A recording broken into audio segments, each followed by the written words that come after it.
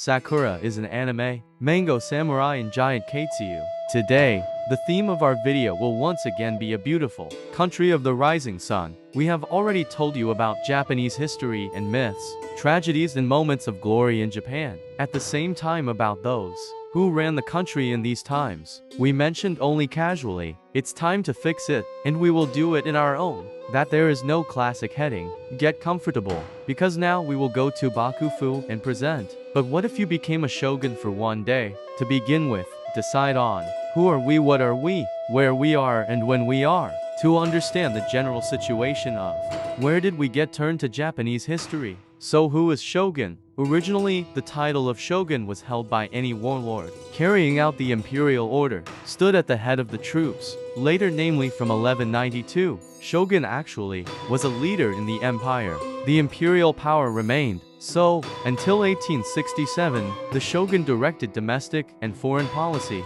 and also performed directly relevant tasks of a military nature.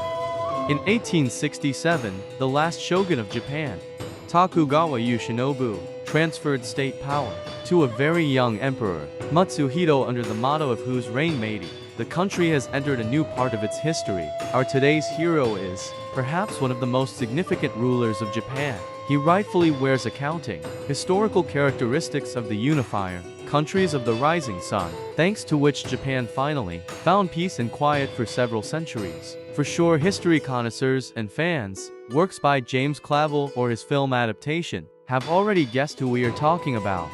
To your attention, Tokugawa and the Ieyasu, 31st shogun of Japan, founder of the Tokugawa shogunate. Ieyasu was born January 31st, 1543 in the family relatively noble samurai family Matsudera, and his first name was Motonobu.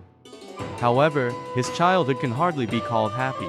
He grew up being actually political hostage to the clan in Maga. Why, and most importantly, why did it need a Magawa? To answer this question, remember what happened in 16th century Japan. It was period made history as Sengoku Jidai. Warring Provinces era. Mid-15th century.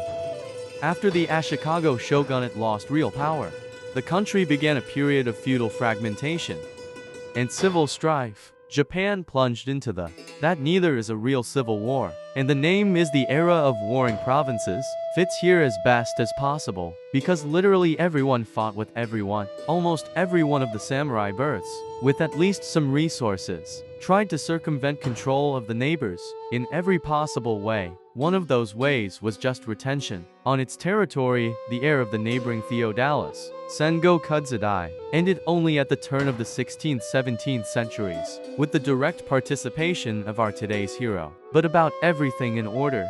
Childhood in captivity has borne fruit, and at the age of 18, taking advantage of defeat, Imagawa in battle with Old troops on Bunaga, at the Eye of Hadzim, Motonobu rebelled against Imagawa after independence and the Union. Going to Bunaga, our hero adopted the name Ieyasu as a symbol of independence. After a while he took the last name Tokugawa, under which he went down in history. Over the next 20 years, and Yasu, being a companion on paper, gradually united the land of the rising sun. In 1582, after death on paper, the struggle has started between his closest associates for power, the winner of which, however, Hideyoshi Toyotomi, came out. Between Hideyoshi and Tokugawa started a military confrontation, and only after the death of Toyotomi and Ieyasu finally got the fullness of power in his hand. In 1603 he received the title of shogun and founded the shogunate Tokugawa, which will last until the restoration of Meiji. Bakufu, and if at our rate, Tokugawa located in the city of Edo, the current Tokyo. He continued the company of Nobunaga, and by the summer of 1615 united, under his power, all of Japan. So, and what was the daily routine of Tokugawa Ieyasu? We will consider an ordinary day, when the military campaigns have already rattled off, or the ruler was not busy with festive ceremonies. Shogun Seitai Day started pretty early. First thing, Tokugawa went to wash and brush his teeth. Since the mid-15th century, Japanese rulers widely used dental brushes with tooth powder. After brushing my teeth was taking a bath. The bathroom procedures had their own, let's just say the regulations, which persists to this day, though in reverse order. Bathroom, yes, what can there be regulations? Japanese are certainly peculiar, but so that it is unlikely. These days before directly going into the bathroom, thorough Japanese should take a shower, wash the body, and only after that climb into the bath. At the same time, washing the body in the bath itself is strictly prohibited. Already after the release from Afra you can rinse again, but as a rule everything is done only by wiping a towel. In the Taku Aragawa got wet in the bath first, and only then washed under the shower. Such an unusual tradition. After bath treatments Shogun was waiting for breakfast. Despite the high position, citizens' breakfast usually consisted of natto rice, fish and all its possible interactions. Before tea, what is natto, you ask? It's a snack from abandoned soybeans, very popular in Japan. But where is anything meat? Bread, yes, God with them. At least sushi or rolls, which we are so used to in the context of Japan. Let's make out. Meat happened but quite rarely. This was due to several factors. The key was the area. In conditions when more than 70% of the land of the rising sun is that mountains or rocky terrain, suitable pasture places for cattle simply was not. From the mainland, meat was also sometimes imported. However, in those days a turbulent trading place, Japan was not well, and finally historically, because of geography again, Japanese are in first place fish fighters, so there was simply no reason to change the ancient foundations. Bread was a rare guest too, which was first introduced by Europeans, but due again to relatively sluggish in trade. Even in the Shogun chambers, he rarely appeared. It was just replaced by the same, and then dealt with it. What about sushi and so on? What in Japan? Such a dish simply did not exist then, at least in our usual view then. Well, not sushi, which are actually correctly pronounced through es. Sushi represented a fish, which was marinated in rice for a long time.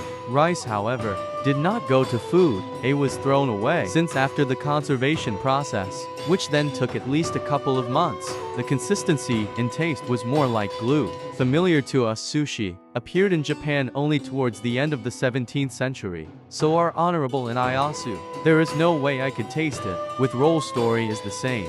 From the usual dishes was except that sashimi, fresh thinly sliced slices of raw fish. After breakfast, Shogun addressed current affairs, deserved reports from ministers and advisors. After solving state issues followed lunch. On the afternoon meal at the head of the table stood soup with fish or noodles, fish and pickles. Worth noting, by the way, that the concept of dessert at any of the meals in the Japanese actually wasn't. Despite a fairly wide selection of sweet, the Japanese believed that this is the lot of only children and women, so the political elite has leadership. The days were often unsweetened, in every sense of the word. After lunch, the shogun could afford a short nap, although it rarely happened. Japanese philosophy, work and while the sun is shining, extended to all segments of society. Afternoons also passed for pressing state affairs, sometimes diluted by the arrival of foreigners. Finally came evening time dinner, as you probably already guessed, as well as lunch with breakfast consisted of rice and fish, often contained an entertaining part. So Japanese rulers and aristocracy loved very much art, namely poetry. Poetry tournaments sponsored by noble persons were held quite often and had great popularity, so adding poems, rengo at dinner was not something out of the ordinary. In order to be creative, poets' abilities were included to the full. On the table abundant hierarchy which did not bend, and shogun, by the end of the evening, ending up in a pretty pennant summit. In case, when there were no such feasts, the shogun went, spend time with your immediate surroundings, or family, and strict diversification was observed. Men rested separately from women. The exception was only representatives of the oldest. By the word attack, Gavi and Ieyasu spoke of as a big lover of two things: satisfying to eat and have a good time with women. As among the probable causes of disease, it became deadly for him, often called just the same. The aftermath of these two hobbies, and considering that he was an incredibly rich man, opportunities for such entertainment, especially in old age, when he can say retired, had enough. Speaking of the size of his fortune, words of European missionaries told about the myriad riches of the Shogun, and Ieyasu, he was the richest ruler in the history of Japan. And these statements were not unfounded at all. Fruit Castle Sampu, somewhere Kugavo lived before being sent to the Magavo, and where he spent his last days, were literally breaking from gold. According to historians, counting on current money, gold and silver reserve of one only this castle was over $2 billion. To understand the scale, for this amount in 2010, Chinese company Geely bought Volvo from Ford. But this is not all. Main stocks, kept in the capital Edo, and their sizes were plus minus 2 times larger than Sum's. And this is according to the most modest estimates. Another $4 billion, total fortune of $6 billion. So at the time of his death January 6, 1616, Tokugawa wasn't only the richest man in Japan, but also most likely the richest in the world. By the way, after death and Ieyasu were given the name then Shodaigo-nen, under which he entered the list of Japanese deities.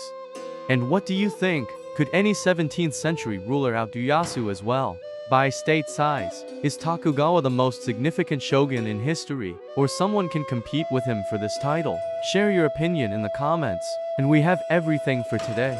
Subscribe to the channel, put likes and don't forget to press the bell, not to miss the release of new interesting videos.